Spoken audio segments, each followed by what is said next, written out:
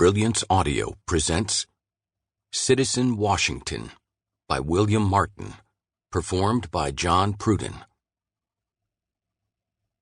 George Washington was dead, and all of America mourned, except perhaps for my uncle.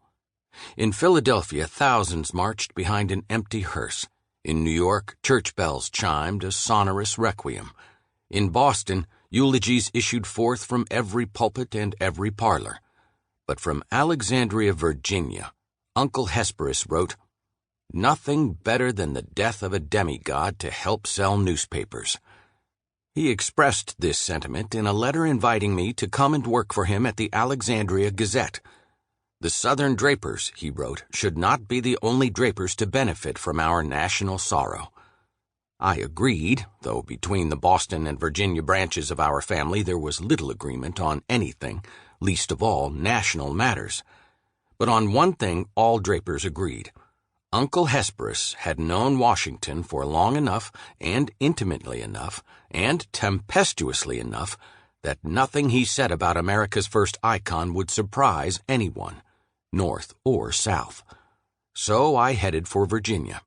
I arrived in Alexandria in the last week of the last year of the last century, determined to learn all that I could about the business of newspapering. Uncle Hesperus often said that in America, the man who owned the printing presses could protect himself as well as the man who owned the artillery, at least until the shooting started. He would then produce a brace of pistols, set them on his desk, and add that it was best to own both. I can still recall my surprise at the vibrant presence behind his desk. My uncle was 67, brother to my father's father, which made him a great-uncle, in fact, but he was no decrepit ancient. Here was a man who had fought Indians on the Monongahela, ridden at the front of the Continental line in the brutal heat of Monmouth, and sown a small empire in the rocky soil of American publishing. Those deeds were ageless, and so it seemed was he. As he rose to greet me, he looked like a whip, long and thin and leathered, sheathed in a brown coat and lighter brown waistcoat that were no more than gradations of color complementing brown hair and tanned skin. As his hand snapped toward me, the rawhide face brightened, and he said, "25, and you still don't know what you want to do with yourself?" "I want to be a writer, sir," I said eagerly. He laughed at that. "When a man says he wants to be a writer before he's been anything else, he's saying he doesn't really know what he wants to be." "A harsh judgment, sir," I said, trying to meet his gaze rather than the tops of my shoes. "I did study the law for a time." "The law!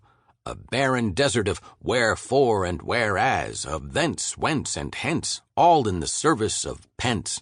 The last thing we need is more lawyers." He said this as much to the portrait on the wall as to me.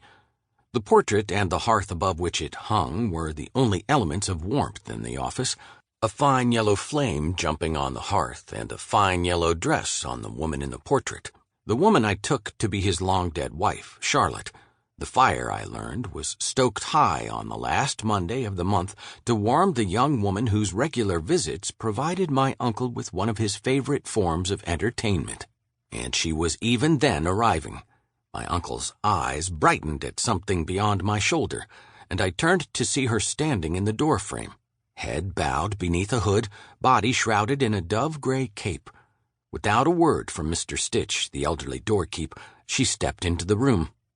"So then," said my uncle, as if he had only moments before sent her on an errand, "is it true?"